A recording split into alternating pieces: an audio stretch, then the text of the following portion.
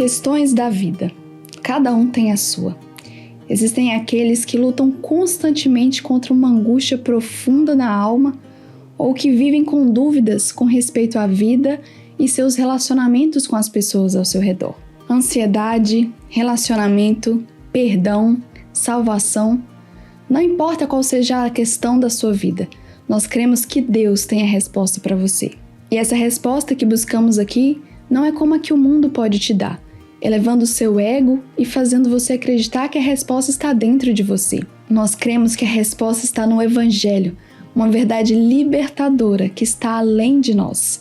Está em Jesus Cristo, que pode chegar aonde ninguém mais pode chegar, no nosso coração. Eu oro a Deus para que você encontre a satisfação de todas as questões da vida na face de Jesus Cristo, à medida que a luz de sua glória brilha em seu coração.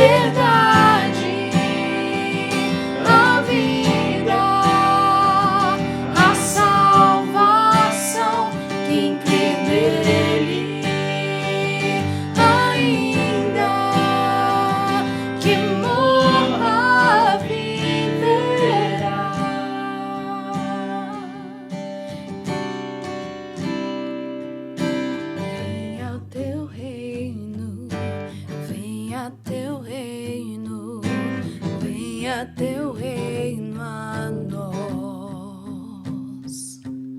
Seja teu reino, seja teu reino, seja teu reino em nós.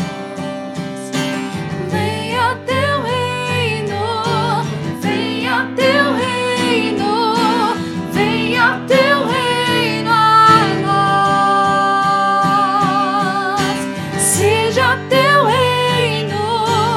Seja teu reino, seja teu reino em nós. Ele é o caminho.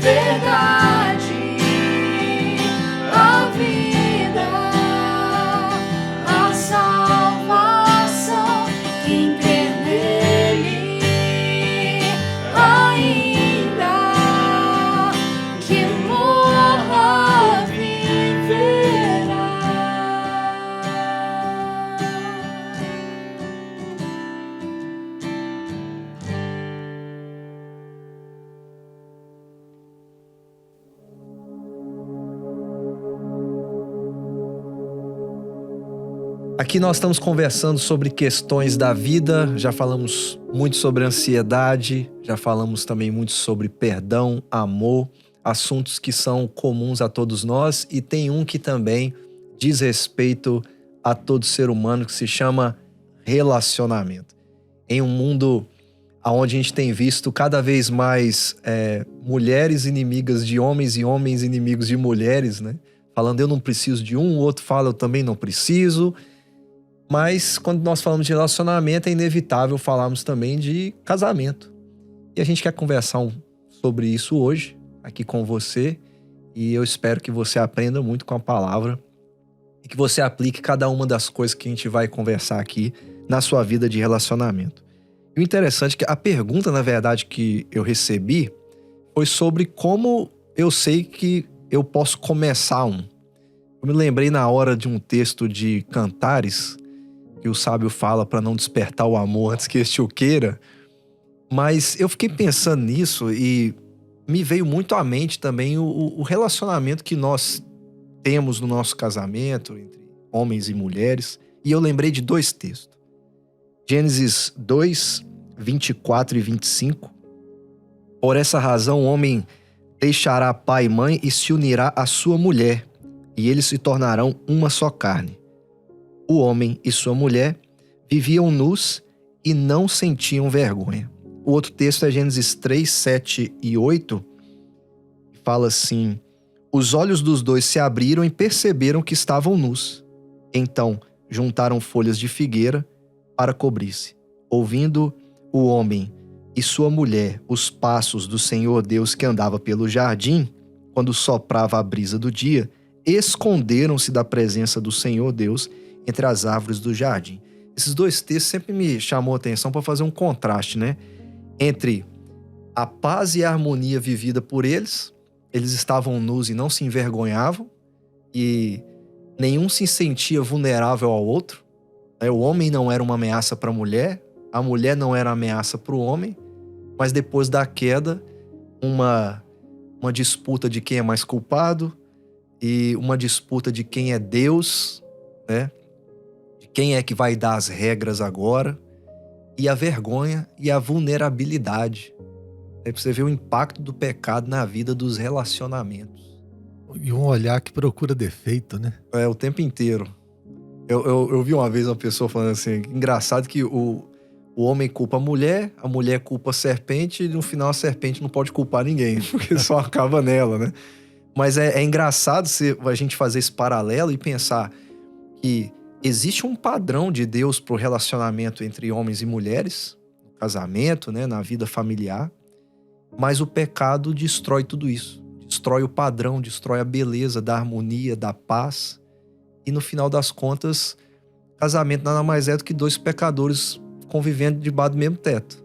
E eles precisam conviver com as falhas um do outro e buscar sempre a harmonia e a paz desse relacionamento um com o outro. Uma coisa que me chama atenção é que você começa a viver essa história do casamento, do relacionamento. Tem esse momento onde eles vão se esconder de Deus, e o primeiro ato da queda, assim, depois da queda, é os homens construírem alguma coisa dentro de um casamento sem depender de Deus. Você imagina, o primeiro ato é o ato de se cobrir. E tá tão errado e tá tão contra o que Deus quer, que Deus vai... Aquela não vai ser a roupa deles, né? Deus vai matar um cordeiro depois e vai cobri-los, tipificando Cristo. Eles não sabem cobrir a sua vergonha, né? Não sabem. A sua culpa. E a gente vive fazendo isso nos relacionamentos.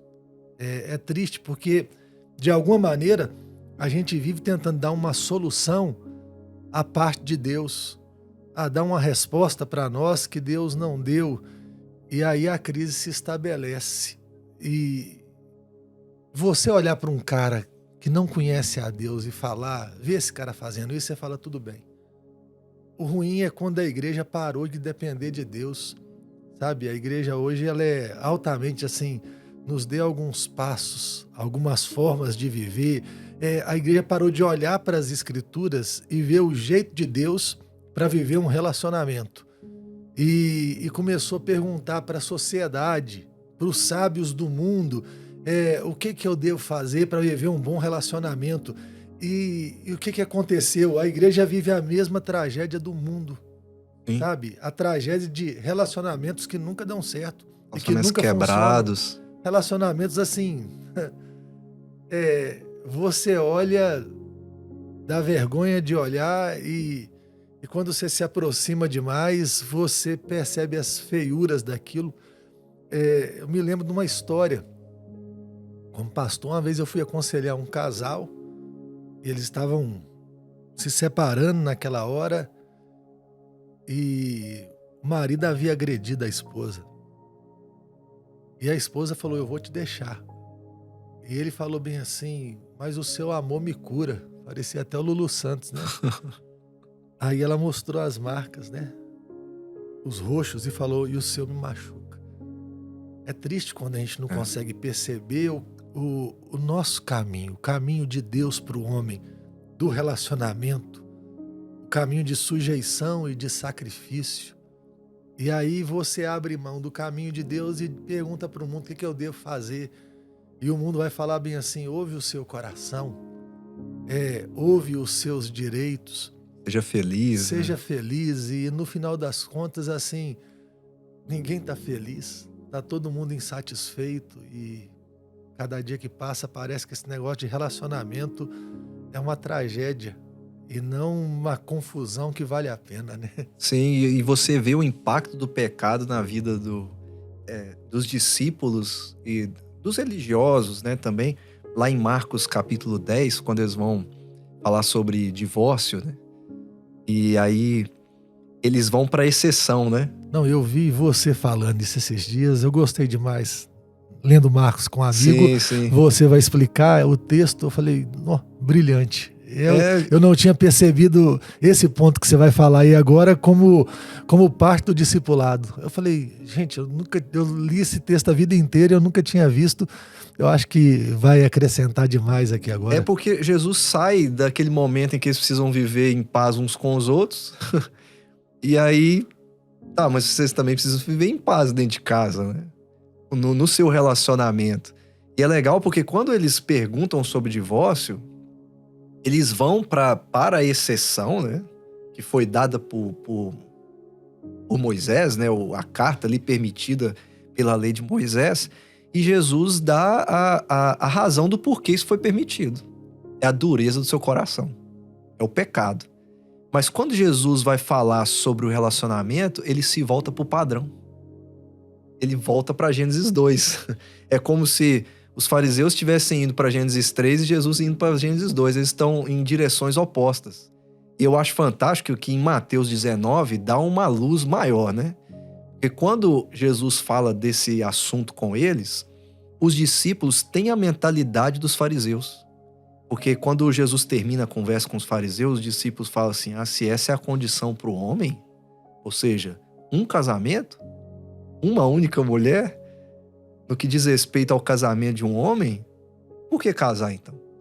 Então você vê que a mentalidade dos discípulos é uma mentalidade pecadora, né? Um coração endurecido, de que eles não conseguem viver em paz uns com os outros dentro do seu próprio lar, né?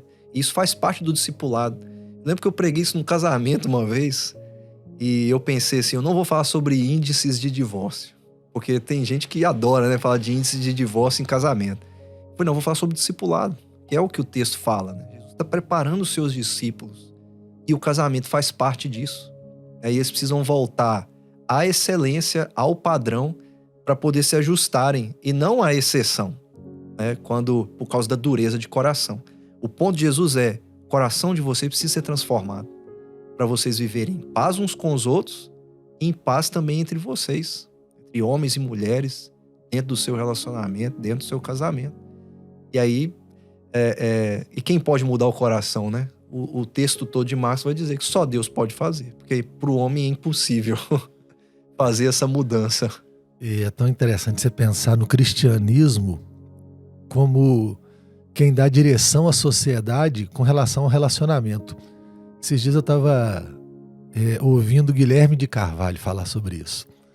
E ele vai trabalhar uma ideia interessante, tirando o mundo judaico no passado, o amor era uma divindade. Então você, de alguma maneira, toda relação sua era uma relação, era uma invasão de uma divindade. Você não poderia lutar contra aquilo. Então todo desejo sexual, de alguma maneira, é quase que uma possessão. Como é que você luta contra um Deus? E vem o cristianismo. E ali a primeira revolução sexual acontece. Porque o cristianismo, ele tira o amor desse lugar de Deus e coloca-o no lugar de criatura. Então ele pode ser domado. Ele está a serviço. O amor, ele não existe para si mesmo. O amor existe, como todas as coisas existem, para glorificar a Deus. Então, uma coisa interessante é como é que isso mudou o mundo. Você começou aí hoje falando sobre as lutas de homem contra mulher. Hoje o nosso tempo está muito disso, né?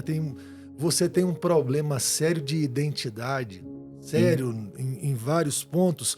E uma delas o amor é um negócio tão complicado que eu não consigo mais dizer nem o que é homem, o que é ser homem, nem o que é ser mulher. E isso nem entra no jogo mais. A coisa vai nessa complexidade.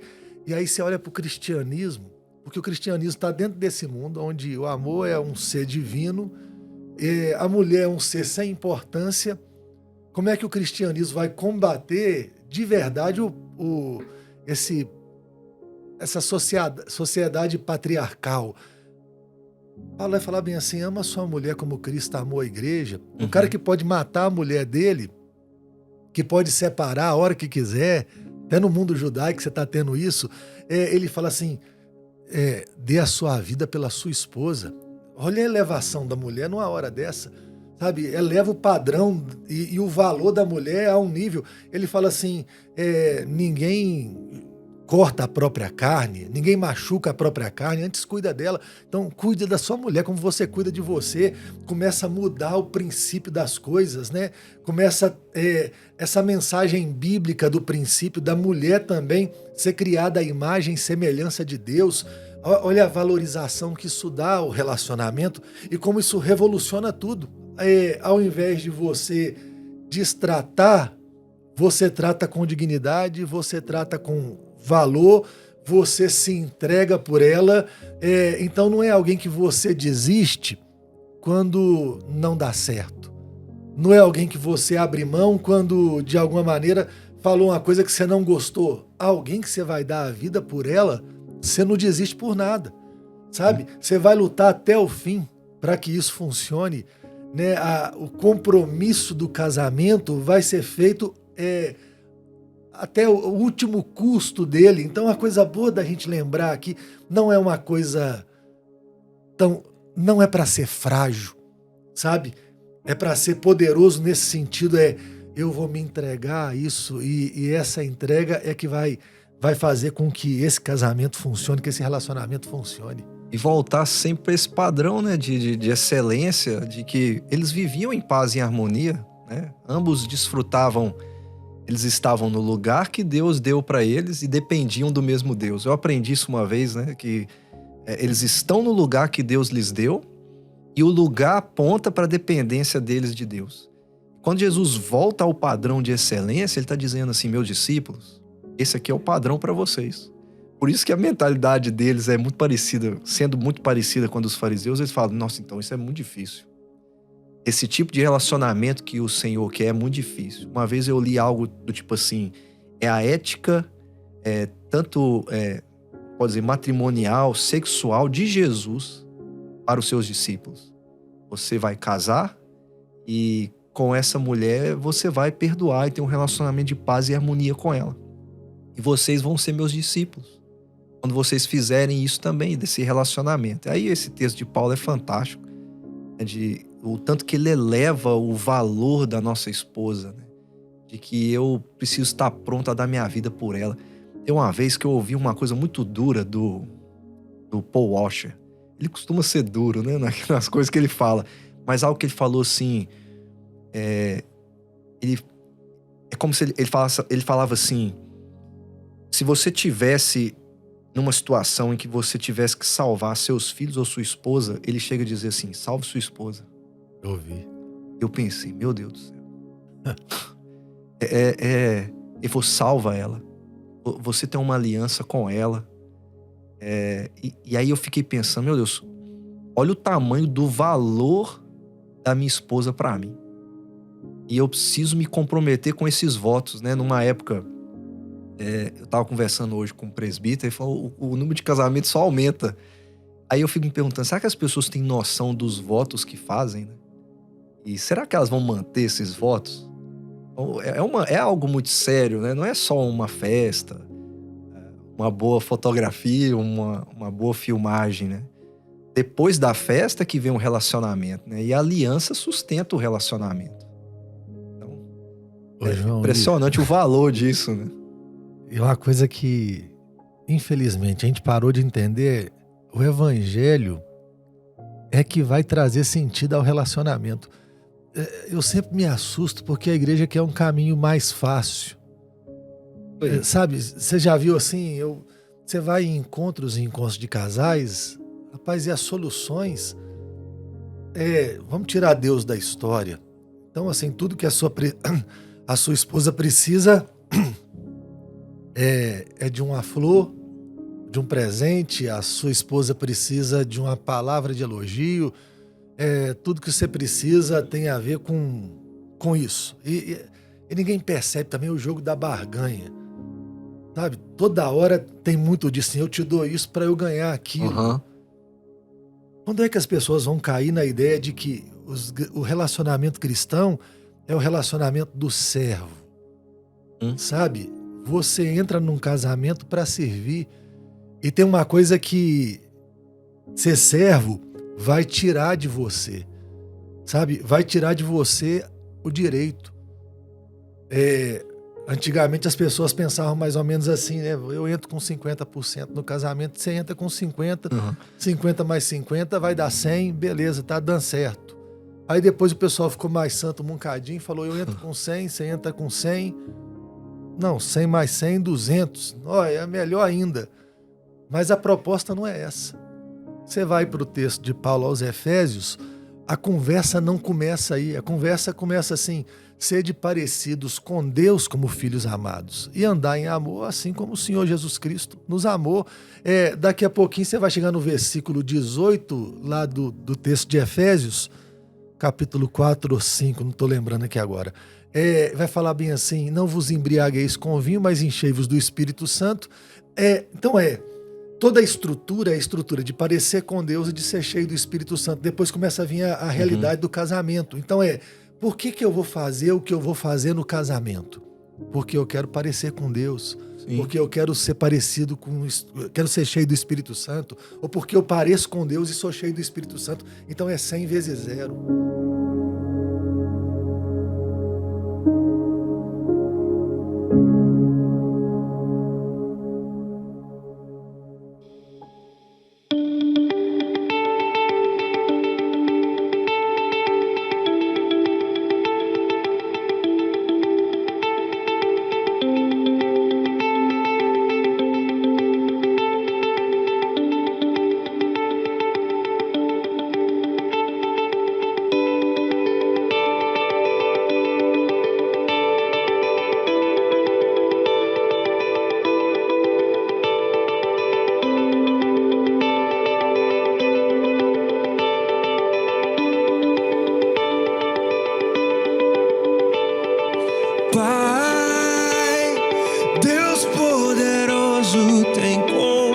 compaixão de mim.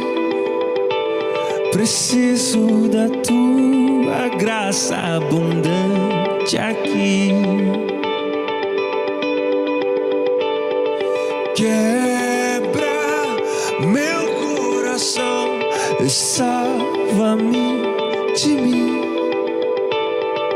Faz-me bem-aventurado em ti. Pai, Deus de misericórdia, amor. Confesso que me afastei e me esqueci de ti. Eu não sou mais que os outros, me ensine a ver quem sou.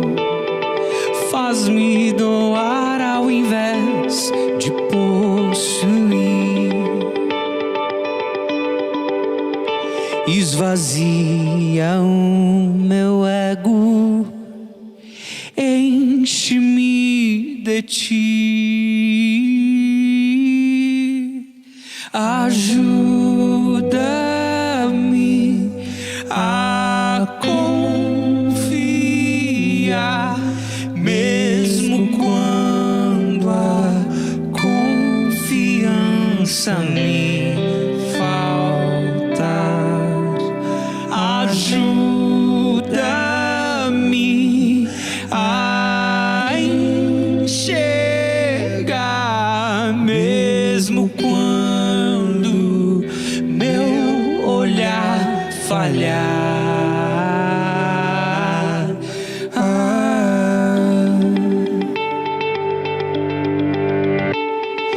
Pai, Deus poderoso, tem compaixão de mim. Preciso da tua graça abundante aqui. Quebra o meu coração e salva-me de mim. Faz-me bem-aventurado em ti. Pai, Deus de justiça, misericórdia, amor. Confesso que me afastei e me esqueci de ti.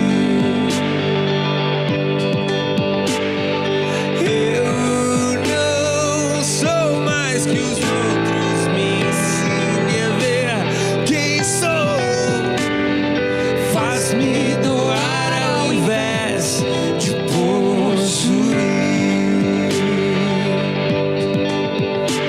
Esvazia o meu ego, enche-me de ti. Ajuda-me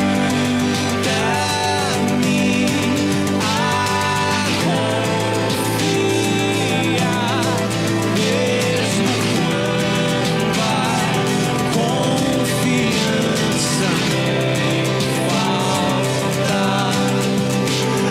Ajuda-me a enxergar, mesmo quando meu olhar falhar.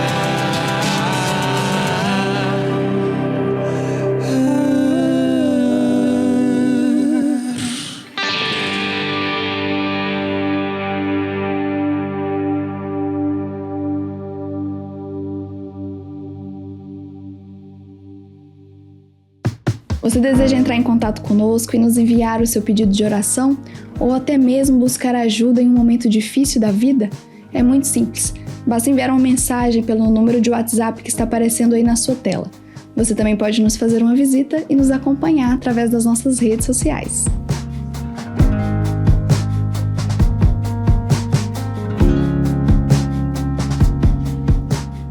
Eu quero agradecer a você pela sua companhia durante todo o nosso programa.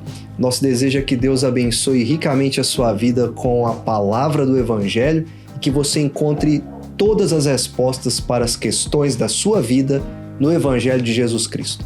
Você pode nos assistir todos os sábados às 12h30 e às 21 horas pela TV aberta e nos acompanhar também pelo nosso canal no YouTube. Que Deus te abençoe e que você coloque todas as questões da sua vida diante do Senhor Jesus.